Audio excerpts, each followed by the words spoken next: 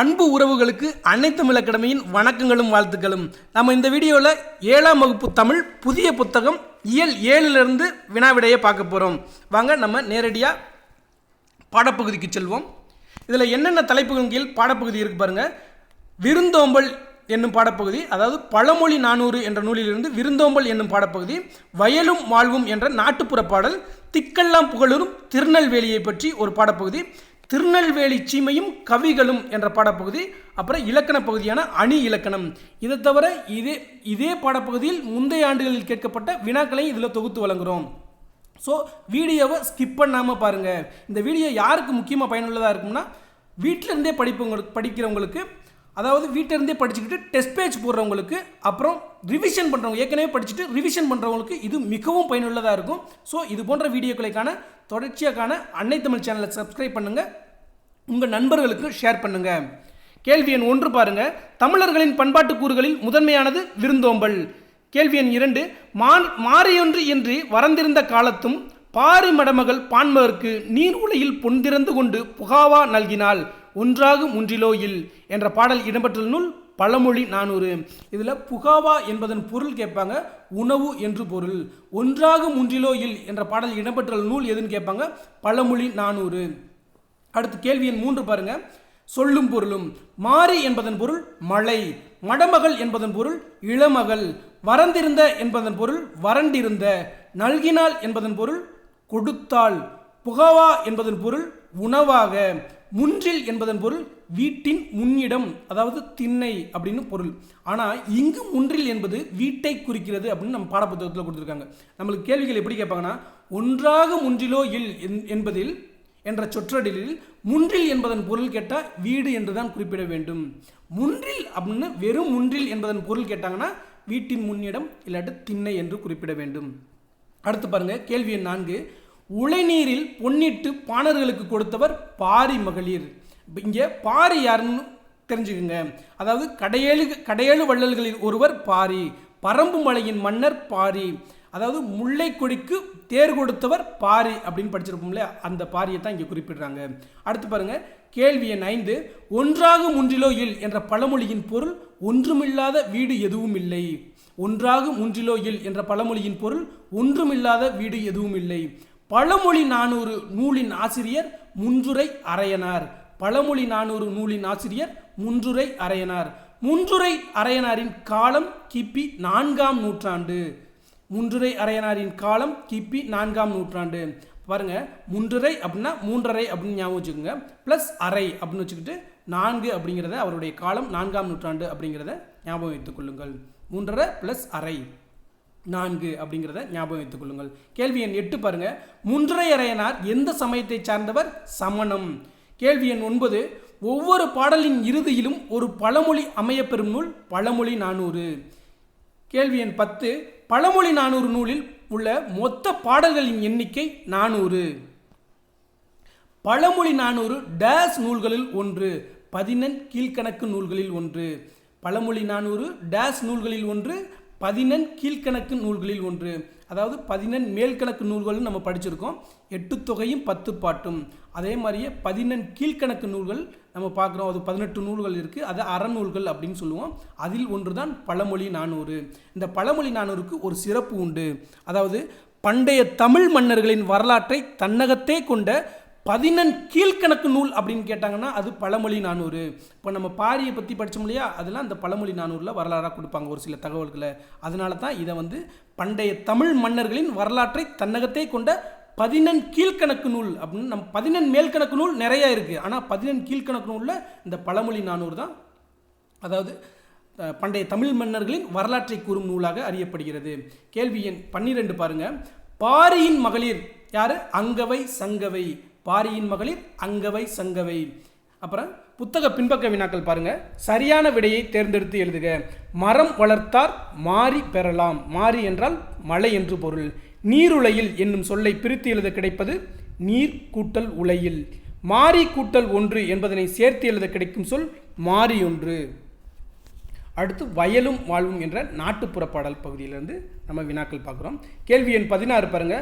உலகில் தொழில்களில் முதன்மையானது உழவு தொழில். கேள்வி எண் 17, சொல்லும் பொருளும். குழி என்பதன் பொருள் நில அளவை பெயரை குழி என்று குறிப்பிடுகிறோம். சான் என்றால் நீட்டல் அளவை பெயர். மணி என்றால் முற்றிய நெல். சீலை என்பது புடவை. மடை என்பது வயலுக்கு நீர் வரும் வழி கழலுதல் அல்லது உதிர்தல் அப்படிங்கிறது பொருள். அதாவது மடை என்பதன் பொருள் வயலுக்கு நீர் வரும் வழி. கழலுதல் என்றால் உதிர்தல் என்று பொருள். சும்மாடு என்பதன் பொருள் பாரம் சுமப்பவர்கள் தலையில் வைத்துக்கொள்ளும் துணிச்சுருள். இப்போ மறுபடியும் சொல்கிறேன் பாருங்க. குழி என்பதன் பொருள் நில அளவை பெயர். சான் என்றால் நீட்டல் அளவை பெயர். மணி என்றால் முற்றிய நெல். சீலை என்றால் புடவை. மடை என்றால் வயலுக்கு நீர் வரும் வழி. கழலுதல் என்றால் உதிர்தல். சும்மாடு என்றால் பாரம் சுமப்பவர்கள் தலையில் வைத்துக்கொள்ளும் துணிச்சுருள். அடுத்து கேள்வி எண் 18 பாருங்க.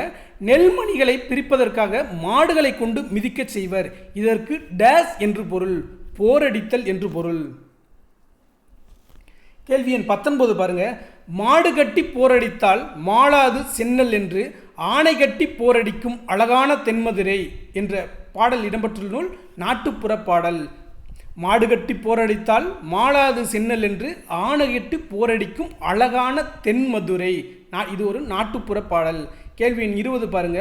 உழைக்கும் மக்கள் தங்கள் களைப்பு தெரியாமல் இருப்பதற்காக பாடும் பாடலே நாட்டுப்புற பாடல். உழைக்கும் மக்கள் தங்கள் களைப்பு தெரியாமல் இருப்பதற்காக பாடும் பாடலே நாட்டுப்புற பாடல். கேள்வி எண் 21 பாருங்க. வாய்மொழி இலக்கியம் என்று அழைக்கப்படுவது நாட்டுப்புற பாடல்.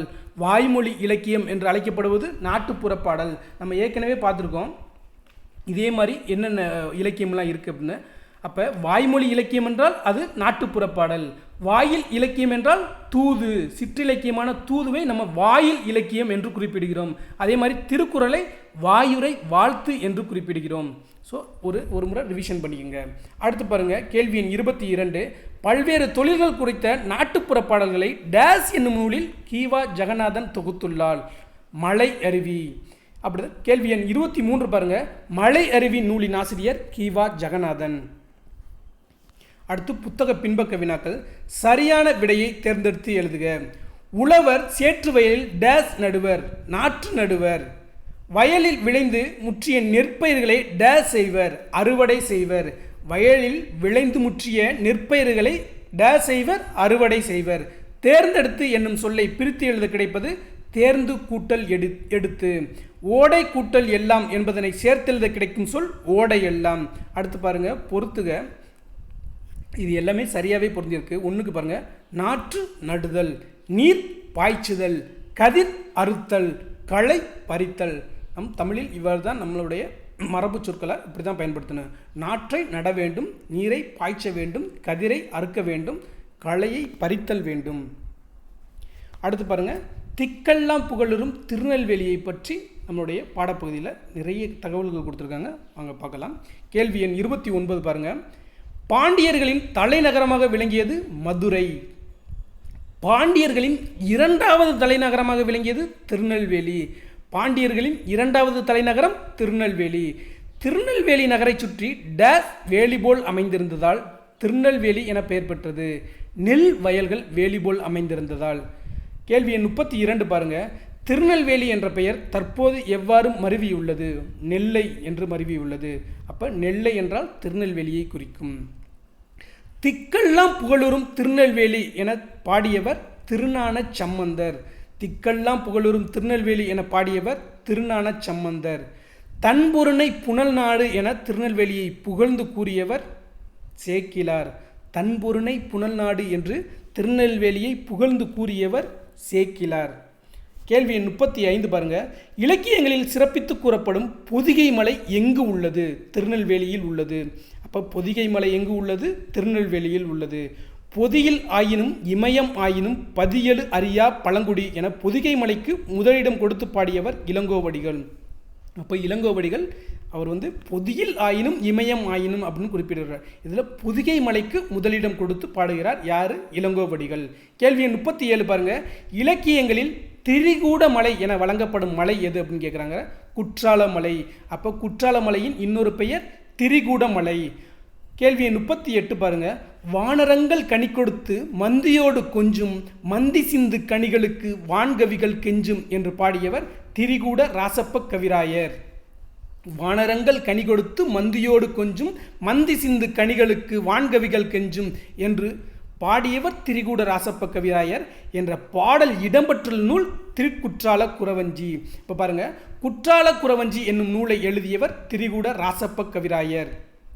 குற்றால குறவஞ்சி என்னும் நூலை எழுதியவர் திரிகூட ராசப்ப கவிராயர். தன்பொருணை நதி என அழைக்கப்படும் நதி எது? தாமிரபரணி. தன்பொருணை நதி என அழைக்கப்படும் நதி தாமிரபரணி. இதில் பாருங்க, ஆண்பொருணை நதி என்று அழைக்கப்படும் நதி எதுன்னு பார்த்தீங்கன்னா அமராவதி. அப்போ தன்பொருணை நதினா அது தாமிரபரணி, ஆண்பொருணை நதினா அது அமராவதி.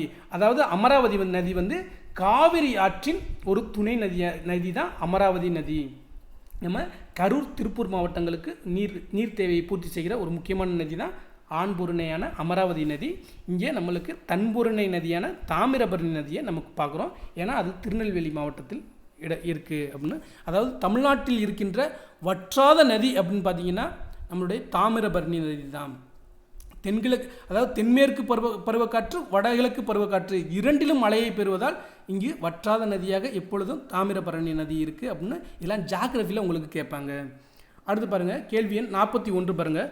தாமிரபரணியின் கிளை நதிகள் பச்சையாறு, மணிமுத்தாறு, சிற்றாறு, காரையாறு, சேர்வலாறு, கடனா நதி. திருநெல்வேலி மாவட்ட பொருளாதாரத்தில் முதன்மையான பங்கு வகிப்பது உழவு தொழில். திருநெல்வேலியில் மானாவாரி பயிர்களாக பயிரிடப்படுபவை சிறுதானியங்கள், எண்ணெய் வித்துக்கள், காய்கனிகள், பருத்தி பயிர் வகைகள். அடுத்து பாருங்கள், கேள்வி எண் 44 பாருங்கள். நெல்லிக்காய் உற்பத்தியில் தமிழ்நாட்டில் முதலிடம் வகிக்கும் மாவட்டம் திருநெல்வேலி. நெல்லிக்காய் உற்பத்தியில் தமிழ்நாட்டில் முதலிடம் வகிக்கும் மாவட்டம் திருநெல்வேலி. கேள்வி எண் 45 பாருங்க. கடலோர மற்றும் உள்நாட்டு மீன்பிடி தொழிலில் சிறந்து விளங்கும் மாவட்டம் திருநெல்வேலி. தாமிரபரணி கடலோடு கலக்கும் இடத்தில் இருந்த துறைமுகம் கொர்க்கை. தாமிரபரணி கடலோடு கலக்கும் இடத்தில் இருந்த துறைமுகம் கொர்க்கை. கேள்வி எண் 47 பாருங்க. முத்து குளித்தல் சிறப்பாக நடைபெற்றதாக தமிழ் இலக்கியங்களில் கூறும் இடம் கொர்க்கை. பாருங்க, முத்து குளித்தல் சிறப்பாக நடைபெற்றதாக தமிழ் இலக்கியங்கள் கூறும் இடம் கொர்க்கை. அடுத்து பாருங்க, கேள்வி எண் 48 பாருங்க. பாண்டிய நாட்டு டேஸ் முத்து உலக புகழ் பெற்றதாக விளங்குகிறது. கொர்க்கை முத்து. பாண்டிய நாட்டின் கொர்க்கை முத்து உலக புகழ் பெற்றதாக விளங்குகிறது. கேள்வி எண் 49 பாருங்க. முத்துப்படு பரப்பிற் கொர்க்கை முன்றுரை என்ற பாடல் இடம்பெற்றுள்ள நூல் நற்றிணை. அதாவது கொர்க்கை முத்தை பற்றி நற்றிணை நூலில் குறிப்பிடுகிறத இங்கே குறிப்பிடுறாங்க. முத்துப்படு பரப்பிற் கொர்க்கை முன்றுரை அப்படின்னு நற்றிணை குறிப்பிடுகிறது. கொர்க்கையில் பெருந்துரை முத்து அப்படின்னு அகனானூர் குறிப்பிடுகிறது. கொர்க்கையில் பெருந்துரை முத்து என்று குறிப்பிடும் நூல் அகனானூர். கேள்வி எண் 51 பாருங்க. நெல்லை மாநகரின் நடுவில் அமைந்துள்ள திருக்கோவில் நெல்லையப்பர் திருக்கோவில். திருநெல்வேலியில் திங்கள்தோறும் திருவிழா நடைபெறும் என தம் பாடல் மூலம் கூறியவர் திருஞான சம்பந்தர். அப்போ திருநெல்வேலியில் திங்கள்தோறும் திருவிழா, திங்கள் என்றால் மாதம், மாதந்தோறும் திருவிழா இருக்கும் என தம் பாடல் மூலம் கூறியவர் திருஞான சம்பந்தர். பாருங்க, திங்கள் நாள் விழா மல்கு திருநெல்வேலியுரை செல்வர் நாமே என பாடியவர் திருஞான சம்பந்தர். திங்கள் நாள் விழா, அதாவது மாதந்தோறும் திருநாள் நடக்கும் அப்படிங்கிறது தான் திருஞான சம்பந்தர் இந்த கேள்வியில் குறிப்பிடுகிறார். அதாவது பாருங்கள், திங்கள் நாள் விழா வந்தாலே அங்கு திருஞான சம்பந்தர் என்று விடையளிக்க வேண்டும். திங்கள் நாள் விழா திருநெல்வேலி அப்படிங்கிறதையும் ஞாபகத்தில் வச்சுக்கோங்க. கேள்வி எண் 54 பாருங்க. காவற்புரை தெரு எந்த மாவட்டத்தில் அமைந்துள்ளது? திருநெல்வேலி. காவற்புரை தெரு எந்த மாவட்டத்தில் அமைந்துள்ளது? திருநெல்வேலி. காவற்புரை என்பதன் பொருள் சிறைச்சாலை. காவற்புரை என்பதன் பொருள் சிறைச்சாலை. தானியத்தை குறிக்கும் சொல் கூலம். கேள்வி எண் 57 பாருங்க. கூலக்கடை தெரு மருவி டேஸ் என அழைக்கப்படுகிறது. கூளைக்கடை தெரு என்றும் அழைக்கப்படுகிறது. அப்போ கூலக்கடை தெரு தான் சரியான, அதாவது தானியங்கள் விற்கும் தெரு, அதுக்கு பேர் தான் கூலக்கடை தெரு. ஆனால் இது மருவி இப்பொழுது அந்த சிறப்பு அந்த லகரம் இடம்பெற்றிருக்கு. கூளைக்கடை தெரு என்று இப்போதைக்கு அது மருவி அழைக்கப்படுகிறது அப்படின்னு பார்க்குறோம். அடுத்து பாருங்கள், கேள்வி எண் 58. அணிகலன்களும் பொற்காசுகளும் உருவாக்கும் இடம் அக்கசாலை. அணிகலன்களும் பொற்காசுகளும் உருவாக்கும் இடம் அக்கசாலை. கேள்வி எண் 59 பாருங்க. பாண்டிய மன்னன் நின்றசீர் நெடுமாறனை நெல்லை நகர மக்கள் எதிர்கொண்டு வரவேற்ற இடம் பாண்டியபுரம். அப்போ பாண்டிய மன்னன் நின்றசீர் நெடுமாறனை நெல்லை நகர மக்கள் எதிர்கொண்டு வரவேற்ற இடம் பாண்டியபுரம். நின்றசீர் நெடுமாறனின் மனைவியாகிய மங்கையர்க்கரசியை மகளிர் எதிர்கொன்று வரவேற்ற இடம் திருமங்கை நகர். ஒன்றும் கிடையாது, பாண்டிய மன்னன் வரவேற்ற இடம் பாண்டியபுரம், மங்கையர்க்கரசியை வரவேற்ற இடம் திருமங்கை நகர் அப்படின்னு பார்க்குறோம். கேள்வி எண் 61 பாருங்க. நாயக்க மன்னரின் தளபதியாக விளங்கிய அரியநாதரின் வழித்தோன்றல் வீரராகவர். அதாவது நம்மளுடைய நாயக்க மன்னர்களில் ஒரு முக்கியமான மன்னர் பார்த்தீங்கன்னா விஸ்வநாத நாயக்கர். பாளையக்கார முறையை தமிழ்நாட்டில் உருவாக்கியவர் தான் இந்த விஸ்வநாத நாயக்கர். அவருடைய அமைச்சர் தான் அரியநாதர். அப்போ அந்த அரியநாதரின் வழித்தோன்றல் தான் இந்த வீரராகவர். நம்மளுக்கு ஜிஎஸ்ல யூனிட் 8 கேட்பாங்க. பாளையக்காரர் முறையை அறிமுகப்படுத்திய நாயக்க மன்னர் யாருன்னு கேட்பாங்க, விஸ்வநாத நாயக்கர் அப்படின்னு குறிப்பிட வேண்டும். அவருடைய அமைச்சர் நம்ம அரியநாதர் என்று குறிப்பிட வேண்டும். அடுத்து கேள்வி எண் 62 பாருங்க. வீரராகவரின் மனைவியான மீனாட்சி அம்மையார் பெயரில் அமைந்துள்ள ஊர் மீனாட்சிபுரம். கேள்வி எண் 63. அகத்தியர் வாழ்ந்த மலையாக கூறப்படுவது பொதிகை மலை. அகத்தியர் வாழ்ந்த மலையாக கூறப்படுவது பொதிகை மலை. திருநெல்வேலியை சார்ந்த புலவர்கள் யார் யாருன்னு கொடுத்துருக்காங்க பாருங்க. மரோகத்து நப்பசலையார், நம்மாழ்வர், பெரியாழ்வார், குமரகுருபரர், திரிகூட ராசப்ப கவிராயர், கவிராச பண்டிதர். இவங்க எல்லாமே திருநெல்வேலியை சார்ந்த புலவர்கள். அடுத்து பாருங்க. கேள்வி எண் 65. அயல்நாட்டு அறிஞர்களான ஜி.யு. போப், கால்டுவெல், வீரமாமுனிவர் போன்றோரையும் தமிழின்பால் ஈர்த்த பெருமைக்கு உரிய ஊர் திருநெல்வேலி. அதாவது இந்த ஜி.யு. போப், கால்டுவெல், வீரமாமுனிவர் இவங்கள்லாம் தமிழ் பணி ஆற்றிய மிக முக்கியமான ஊராக நம்ம திருநெல்வேலியை பார்க்குறோம். ஏன்னு பார்த்தீங்கன்னா கால்டுவெல் அவர்கள் தமிழ் பணியை இடையன்குடி, திருநெல்வேலி மாவட்டத்தில் உள்ள இடையன்குடி என்ற ஊரில் தான் அதிகமாக அவங்க தமிழ் பணியை ஆற்றியிருப்பாங்க அப்படின்னு பார்க்குறோம். அதே மாதிரி ஜி.யு. போப் அவர்கள் திருநெல்வேலி மாவட்டத்தில் உள்ள சாயர்புரம் என்ற ஊரில் தமிழ் பணியை ஆற்றியிருப்பாங்க அப்படின்னு பார்க்குறோம். அப்போ இது எல்லாமே திருநெல்வேலி மாவட்டத்தில் அமைந்திருக்குது அப்படிங்கிற தகவலை தான் இங்கே கொடுக்குறாங்க. இப்போ நம்ம 2 கேள்வி பார்த்துட்டோம். ஜி.யு. Pope GU. போப் எங்கே இருந்தார்? சாயர்புரம் என்ற ஊரில், திருநெல்வேலி மாவட்டத்தில் உள்ள சாயர்புரம் என்ற ஊரில் இருந்தார். அதே மாதிரி கால்டுவெல் என்பவர் திருநெல்வேலி மாவட்டத்தில் இடையன்குடி என்ற ஊரில் இருந்தார். இந்த கால்டுவெல் ஆதிச்சநல்லூர் அப்படின்னு ஒரு தூத்துக்குடி மாவட்டத்தில் ஒரு முக்கியமான ஊர் இருக்குது. அதில் அகழாய்வு பணியை மேற்கொண்டார் அப்படிங்கிறதெல்லாம் தெரிஞ்சுக்கோங்க. நம்ம கால்டுவெல் பற்றி நிறைய தகவல்கள் தெரிஞ்சுக்கிறோம்.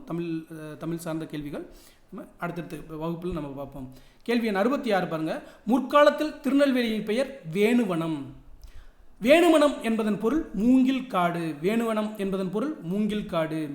மூங்கில் நெல் மிகுதியாக விளைந்தமையால் பழங்காலத்தில் நெல்லை டேஸ் என்னும் பெயர் பெற்றது, நெல்வேலி என்னும் பெயர் பெற்றது. கேள்வி எண் 69 பாருங்க. இறந்தவர்களின் உடல்களை புதைக்க பழந்தமிழர்கள் பயன்படுத்திய முதுமக்கள் தாலிகள் கண்டெடுக்கப்பட்ட இடம் ஆதிச்சநல்லூர். அப்போ முதுமக்கள் தாலிகள் கண்டெடுக்கப்பட்ட இடம் ஆதிச்சநல்லூர். நம்மளுக்கு யூனிட் 8 இந்த மாதிரி கேள்விகள்லாம் கேட்பாங்க. இந்த ஆதிச்சநல்லூரில் தான் கால்டுவெல் இதில் அகழாய்வு பணியில் மேற்கொண்டிருப்பார் அப்படின்னு தகவலை ஏற்கனவே சொன்னேன். அடுத்து பாருங்க. கேள்வி எண் 70 பாருங்க. ஆதிச்சநல்லூர் எந்த மாவட்டத்தை சேர்ந்தது? தூத்துக்குடி மாவட்டம். ஆதிச்சநல்லூர் எந்த மாவட்டத்தை சேர்ந்தது? தூத்துக்குடி மாவட்டம். கேள்வி எண் 71 பாருங்க. தாமிரபரணி ஆற்றின் மேற்கு கரையில் அமைந்துள்ள ஊர் திருநெல்வேலி. தாமிரபரணி ஆற்றின் மேற்கு கரையில் அமைந்துள்ள ஊர் திருநெல்வேலி. தாமிரபரணி ஆற்றின் கிழக்கு கரையில் அமைந்துள்ள ஊர் பாளையங்கோட்டை. அப்போ மேற்கு கரைனா திருநெல்வேலி, கிழக்கு கரைனா பாளையங்கோட்டை. அடுத்து பாருங்க. கேள்வி எண் 73 பாருங்க. இரட்டை நகரங்கள் என அழைக்கப்படுபவை திருநெல்வேலி, பாளையங்கோட்டை. அப்போ திருநெல்வேலியும் பாளையங்கோட்டையும் இரட்டை நகரங்கள் என்று அழைக்கப்படுகிறது.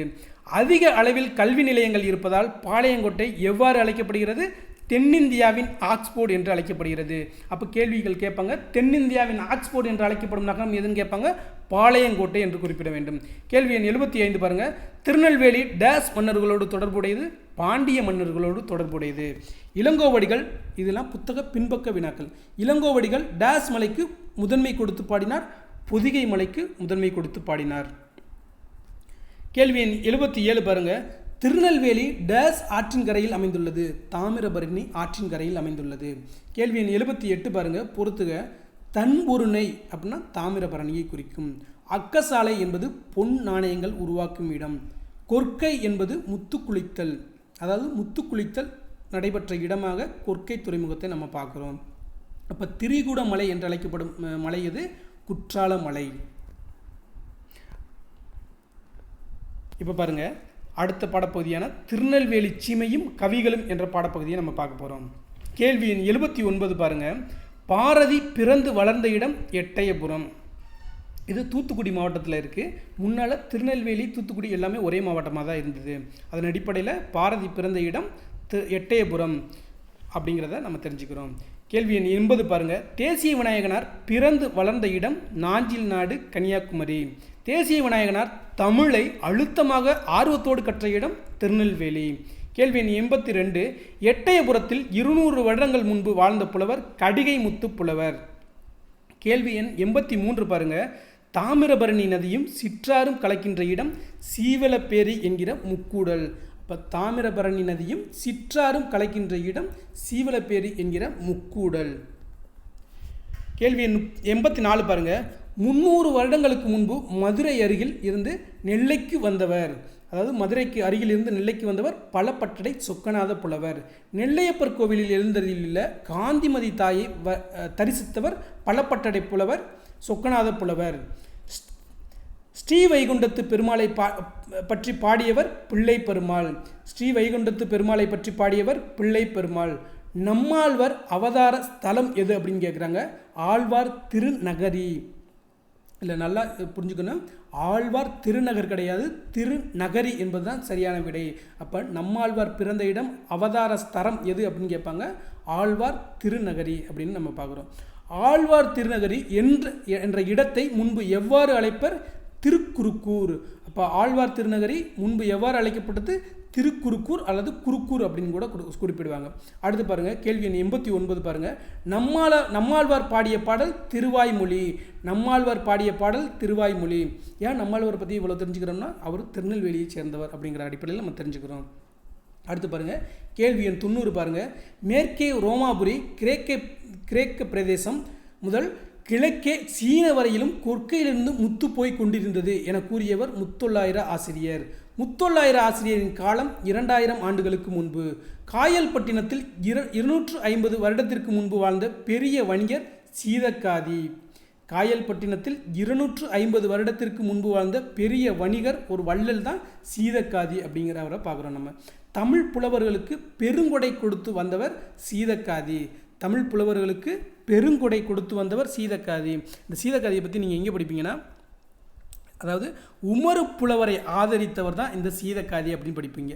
அதாவது நம்ம இங்கே இப்போ கொடுக்குறாங்கல்ல, தமிழ் புலவர்களுக்கெல்லாம் பெருங்கொடை கொடுத்தவர் அந்த சீதக்காதி. அவர் உமறு புலவரை ஆதரித்தார் அப்படிங்கிற தகவலையும் தெரிஞ்சுக்கிறோம். இந்த உமறு புலவர் யாருன்னு பார்த்தீங்கன்னா, சீராபுராணம் நூலை எழுதியவர் தான் உமறு புலவர். உமறு புலவரை ஆதரித்த ஒரு வள்ளல் தான் இந்த சீதக்காதி. இவர் திருநெல்வேலி மாவட்டத்தைச் சேர்ந்தவர் அப்படிங்கிற தகவலை தெரிஞ்சுக்கோங்க. கேள்வி எண் 94 பாருங்கள். சீதக்காதி இறப்பினை கண்டு ஆற்றாமையோடு அலறியவர் நமச்சிவாய புலவர். அவர் இறந்ததுக்கப்புறம் அவரை நினச்சி ஆற்றாமையோடு அலறியவர்னு கொடுத்துட்டு நமச்சிவாய புலவரை குறிப்பிடுறாங்க. அடுத்து பாருங்கள். கேள்வி எண் 95. பூமாது இருந்தன் புவிமாது இருந்தன் பூதலத்தில் அப்படின்னு யாரை பற்றி, அதாவது வள்ளல் சீதக்காதியை பற்றி, அவர் இறப்பை பற்றி யார் பாடியிருக்கார் அப்படின்னு கேட்பாங்க. நமச்சிவாய புலவர். இதில் பூவாது இருந்தன் புவிமாது இருந்தன் இப்பூதலத்தில் சீமான் இறந்துவிட்ட போத புலமையும் செத்ததுவே என பாடியவர் யாருன்னு கேட்பாங்க. நமச்சிவாய புலவர். அடுத்து பாருங்கள். கேள்வி எண் 96. திருப்புகழ் பாடியவர் அருணகிரிநாதர். திருப்புகழ் பாடியவர் அருணகிரிநாதர். காவடி பாட்டுகள் யார் மீது பாடப்பட்டன? கழுகுமலை முருகன் மீது. கேள்வி எண் 98 பாருங்கள். காவடி சிந்து பாடியவர் அண்ணாமலையார். காவடி சிந்து பாடியவர் அண்ணாமலையார். அதாவது இந்த அண்ணாமலையார் தான் காவடி சிந்தின் தந்தை எனவும் அழைக்கப்படுகிறார். அப்போ காவடி சிந்தின் தந்தை யாருன்னு கேட்பாங்க. அண்ணாமலையார் என்று குறிப்பிட வேண்டும். கேள்வி எண் 99 பாருங்கள். காவடி பாடல்களை இவற்றுடன் கேட்டால்தான் ரசமும் சக்தியும் தெரியும். பம்பை, மேளம், ஆட்டம் இவற்றுடன் நம்ம காவடி பாடல்களை கேட்க வேண்டும் என்று குறிப்பிடுகிறார்கள். அடுத்து பாருங்கள். கேள்வி எண் 100 பாருங்கள். சங்கரன் கோவிலில் உள்ள சிவன் கோவிலில் இருக்கும் கோமதி தாயை பாடியவர் அழகிய சொக்கநாதர். கேள்வி 101. வாடா என அழைத்து வாழ்வித்தால் அம்ம உன்னை கூடாதென்றால் தடுப்பார் கோமதி தாய் ஈஸ்வரியே என பாடியவர் அழகிய சொக்கநாதர். வாடா என அழைத்து வாழ்வித்தால் அம்ம என பாடியவர் அழகிய சொக்கநாதர். கிரிவலம் வந்த நல்லூர் என்று அழைக்கப்படும் ஊர் கருவை நல்லூர். கிரிவலம் வந்த நல்லூர் என அழைக்கப்படும் நூல் கருவை நல்லூர். திருக்கருவை வெண்பா அந்தாதி, பதிற்று பத்தந்தாதி, கலித்துறை அந்தாதி ஆகிய நூல்களை இயற்றியவர் அதி வீரராம பாண்டியன். திருக்கருவை அந்தாதி, பதிற்று பத்தந்தாதி, கலித்துறை அந்தாதி ஆகிய நூல்களை இயற்றியவர் அதிவீரராம பாண்டியன். இவர் இயற்றிய நூல் தான் முக்கியமான நூல் வெற்றி வேட்கை என்ற நூல். அது நம்ம ஏற்கனவே டிஸ்கஸ் பண்ணியிருப்போம். இந்த வெற்றி வேட்கை என்ற நூல் தான் நருந்தொகை என்று அழைக்கப்படுகிறது. இதன் ஆசிரியர் தான் அதிவீரராம பாண்டியர். அவர் இயற்றிய நூல்கள் தான் பார்த்தோம். திருக்கருவை, வெண்பா அந்தாதி, பதிற்று பத்தந்தாதி, கலித்துறை அந்தாதி அப்படிங்கிற நூல்களையும் அவர் இயற்றியிருக்காரு. அடுத்து பாருங்கள், கேள்வி எண் 104. கவி இல்லாமலே மனசை கவரக்கூடிய இடம் குற்றாலம். கவி இல்லாமலே மனசை கவரக்கூடிய இடம் குற்றாலம். கேள்வி எண் 105 பாருங்கள். நுண்துளி தூங்கும் குற்றாலம் என்று பாடியவர் திருஞான சம்பந்தர். நுண்துளி தூங்கும் குற்றாலம் என பாடியவர் திருஞான சம்பந்தர். கேள்வி எண் 106 பாருங்கள். உற்றாரை யான் வேண்டேன், ஊர் வேண்டேன், பேர் வேண்டேன், கற்றாரை யான் வேண்டேன் அப்படின்னு ஒரு பாடல் இருக்கும். அந்த பாடலை பாடியவர் மாணிக்க வாசகர். உற்றாரை யான் வேண்டேன், ஊர் வேண்டேன், பேர் வேண்டேன் என்று பாடியவர் மாணிக்க வாசகர். திருவாசகத்தில் பாடியிருப்பார். அடுத்து கேள்வி 107 பாருங்கள். திரிகூட ராசப்ப கவிராயர் பாடிய நூல் குற்றால குறவஞ்சி. அப்போ திரிகூட ராசப்ப கவிராயர் பாடிய நூல் தான் குற்றால குறவஞ்சி. திரிகூட ராசப்ப கவிராயர் வாழ்ந்த ஊர் மேலகரம். குறி சொல்லுகின்ற பெண் குற்றாலமலையின் சிறப்பை பாடுமாறு அமைந்த நூல் குற்றால குறவஞ்சி. திருநெல்வேலி சீமையும் கவிகளும் என்ற இக்கட்டுரை எத்தனை ஆண்டுகளுக்கு முன்பு எழுதப்பட்டது? 70 ஆண்டுகளுக்கு முன்பு எழுதப்பட்டது. திருநெல்வேலி சீமை என்பது திருநெல்வேலி மற்றும் தூத்துக்குடி இரண்டையுமே நம்ம திருநெல்வேலி சீமை என்று தான் குறிப்பிடுகிறோம். அடுத்து பாருங்கள். டிகேசி என அழைக்கப்படுபவர் டிகே சிதம்பரனார். டிகேசி என அழைக்கப்படுபவர் டிகே சிதம்பரனார். இவர் ஒரு வழக்கறிஞர். அடுத்து பாருங்கள். ரசிகமணி என அழைக்கப்படுபவர் டிகே சிதம்பரனார். அப்போ டிகே சிதம்பரனார் எவ்வாறு அழைக்கப்படுகிறார்? ரசிகமணி என்றும் அழைக்கப்படுகிறார். தமது வீட்டில் வட்டத்தொட்டி என்னும் பெயரில் இலக்கிய கூட்டங்கள் நடத்தி வந்தவர் டிகே சிதம்பரனார். அப்போ வட்டத்தொட்டினாலே அது டிகேசி அப்படிங்கிறது நம்மளுக்கு ஞாபகம் வந்துவிட வேண்டும். அப்போ வட்டத்தொட்டி என்னும் பெயரில் இலக்கிய கூட்டங்கள் நடத்தியவர் தான் டிகேசி என்ற டிகே சிதம்பரனார். அடுத்து பாருங்கள். கேள்வி எண் 115. கடித இலக்கியத்தின் முன்னோடி, தமிழிசை காவலர், வளர்தமிழ் ஆவலர், குற்றால முனிவர் என பலவாறாக புகழப்படுபவர் டிகேசி. அப்போ கடித இலக்கியத்தின் முன்னோடி யாருன்னு கேட்டால் டிகேசி, தமிழிசை காவலர் யாருன்னு கேட்டால் டிகேசி, வளர்தமிழ் ஆர்வலர் என அழைக்கப்படுபவர் டிகேசி, குற்றால முனிவர் என்று அழைக்கப்படுபவர் டிகேசி. இதில் ரசிகமணி டிகேசி. அப்போ இதெல்லாம் கண்டிப்பாக நம்மளுக்கு கேள்விகளாக இடம்பெறும். அடுத்துக்கு பாருங்கள். கேள்வி 116. இதய ஒளி என்னும் நூலை எழுதியவர் டிகே சிதம்பரனார். இதய ஒளி என்னும் நூலை எழுதியவர் டிகே சிதம்பரனார். கேள்வி எண் அடுத்து பாருங்கள். அணி இலக்கணம் என்ற தலைப்பின் கீழே நம்ம இப்போ இலக்கண பகுதியை பார்க்க போகிறோம். கேள்வி எண் 117 பாருங்கள். அணி என்னும் சொல்லுக்கு டேஸ் என்பது பொருள், அழகு என்பது பொருள். அணி என்னும் சொல்லுக்கு டேஸ் என்பது பொருள், அழகு என்பது பொருள். ஒரு பாடலில் உவமையும் உவமேயமும் வந்து உவம உருபு வெளிப்படையாக வந்தால் அது டேஸ் எனப்படும், உவமை அணி எனப்படும். இதில் முக்கியமாக நீங்கள் தெரிஞ்சுக்க வேண்டியது, உவம உருபு வெளிப்படையாக வந்தால் அது உவமை உருபு, உவமை அணி என்று அழைக்கப்படும். கேள்வி 119 பாருங்கள். அகழ்வாரை தாங்கும் நிலம் போல தம்மை இகழ்வார் பொறுத்தல் தலை. இக்கருளில் பயின்று வரும் அணி உவமை அணி. அதாவது இதில் நிலம் போல, போல என்ற உவம உருபு வெளிப்படையாக வந்துள்ளது. அப்போ இது உவமை அணி என்று அழைக்கப்படும். 120 பாருங்கள். உவமை ஒரு தொடராகவும் உவமேயம் ஒரு தொடராகவும் வந்து உவம உருபு மறைந்து வந்தால் அக்தி என டேஸ் என்று அழைக்கப்படும். எடுத்துக்காட்டு உவமை என்று உவமை அணி என்று அழைக்கப்படும். அப்போ உவம உருபு மறைந்து வந்தால் எடுத்துக்காட்டு உவமை அணி. உவம உருபு வெளிப்படையாக வந்தால் அது உவமை அணி. பாருங்கள். கேள்வி 121 பாருங்கள். தொட்டனை தூரும் மணற்கேணி மாந்தர்க்கு கற்றனை தூரும் அறிவு. இதில் உவமையும் உவமையும் திருக்குறளில் பயன்படுத்தியிருப்பார் திருவள்ளுவர்.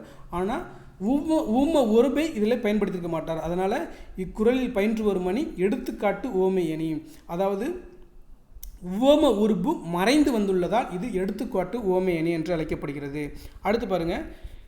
கேள்வி 122 பாருங்கள். உலகில் இல்லாத ஒன்றை உவமையாக கூறுவதை டேஸ் என்பர் இல்பொருள் உவமை அணி என்று கூறுவர். அப்போ உலகில் இல்லாத ஒன்றை கூறினால் அது இல்பொருள் உவமை அணி என்று அழைக்கப்படும். அடுத்து பாருங்கள். 123 பாருங்கள். என்ன அதுக்கு உதாரணம் கொடுக்குறாங்க பாருங்கள். பொன்மலை பொழிந்தது போல், கொம்பு முளைத்த குதிரை போல. இத்தொடரில் பயின்று வரும் அணி இல்பொருள் உவமை அணி. ஏன் சார் பொன்மலை பொழியுமா? அதாவது தங்கமலை பொழிந்தது போல் அப்படின்னு குறிப்பிடுறாங்க. அப்போ தங்கமலை இருக்கா? இல்லை. அதனால் அப்புறம் பாருங்கள். கொம்பு முளைத்த குதிரை போல், அதாவது குதிரைக்கு எப்போயாவது கொம்பு முளைச்சிருக்கா? கிடையாது. அப்போ இல்லாத ஒன்றை உவமையாக கூறுவது தான் இல்பொருள் உவமையணி என்று அழைக்கப்படும். அடுத்து பாருங்கள், இது நம்மளுடைய ஜிஎஸ் பகுதியில் ஜாகிரஃபியில் எக்கனாமிக்ஸில் இந்த மாதிரி இடங்களில் நிறையா கேள்விகள் கேட்பாங்க. இது புத்தக பின்பக்க வினாக்கள் தான்.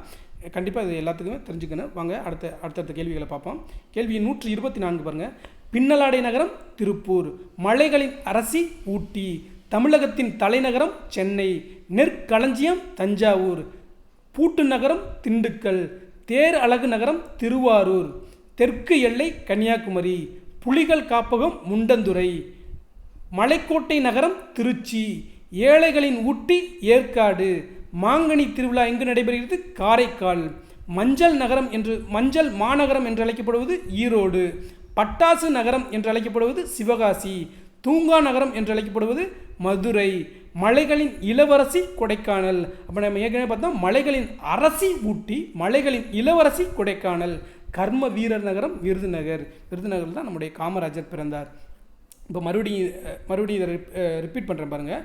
விருதுநகர்னா கர்ம வீரர் நகரம், கொடைக்கானல் மலைகளின் இளவரசி, மதுரை தூங்கா நகரம் என்று அழைக்கப்படுகிறது, சிவகாசி பட்டாசு நகரம் என்று அழைக்கப்படுகிறது, ஈரோடு மஞ்சள் மாநகரம் என்று அழைக்கப்படுகிறது, காரைக்கால் மாங்கனி திருவிழா நடைபெறும் இடமாக அழைக்கப்படுகிறது, ஏற்காடு ஏழைகளின் ஊட்டி என்று அழைக்கப்படுகிறது, திருச்சி மலைகளின் கோட்டை நகரம் என்று அழைக்கப்படுகிறது, முண்டந்துறை புலிகள் காப்பகம் இருக்கிறது, கன்னியாகுமரி இந்தியாவின் தெற்கு எல்லை மற்றும் தமிழ்நாட்டின் தெற்கு எல்லையாகவும் அமைந்த இடம்தான் கன்னியாகுமரி. அடுத்து பாருங்கள், திருவாரூர் என்பது தேரழகு நகரம் என்று அழைக்கப்படுகிறது, திண்டுக்கல் பூட்டு, தஞ்சாவூர் நெற்களஞ்சியம், சென்னை தமிழகத்தின் தலைநகரம், ஊட்டி மலைகளின் அரசி, திருப்பூர் பின்னலாடை நகரம். இப்போ இதுவரைக்கும் நம்ம அடுத்து பார்க்க போகிறது 140 கலைச்சொல் அறிவோம் பற்றி பார்க்க போகிறோம்.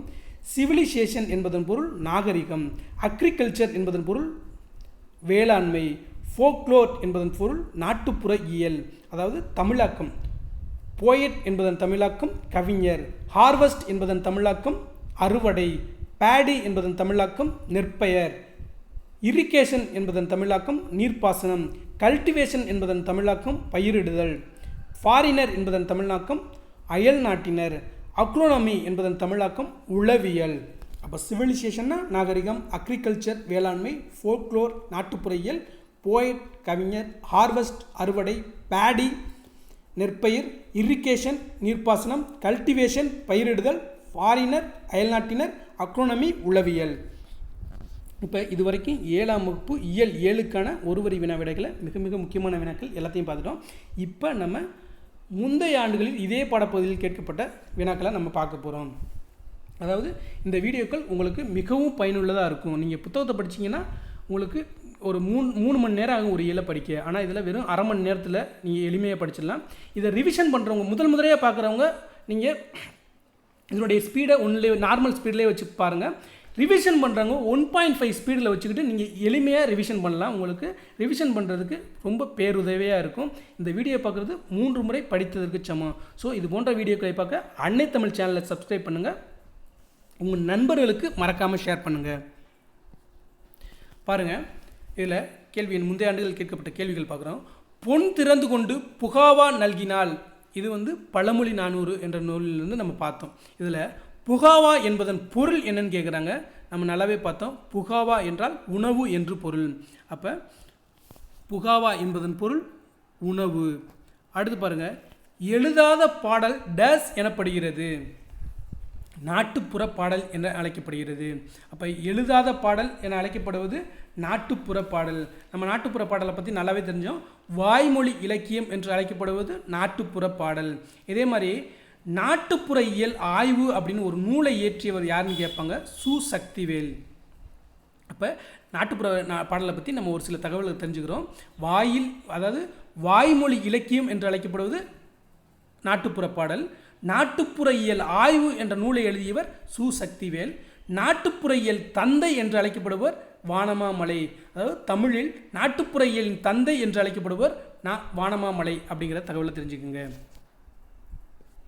அடுத்து பாருங்க, நுண்துளி தூங்கும் குற்றாலம் என்று பாடியவர் திருஞான சம்பந்தர். அப்போ நுண்துளி தூங்கும் குற்றாலம் என்று பாடியவர் திருஞான சம்பந்தர். திங்கள்தோறும் அதாவது திருநெல்வேலி தோறும் திங்கள் விழா அப்படின்லாம் பாடியிருப்பார். அப்போ அதுவும் திருஞான சம்பந்தர் தான் அப்படின்னு நம்ம பார்த்தோம் திருநெல்வேலியை பற்றி படிக்கும்போது. அப்போ இதுக்கு சரியான விடை நுண்துளி தூங்கும் குற்றாலம் என்று பாடியவர் திருஞான சம்பந்தர்.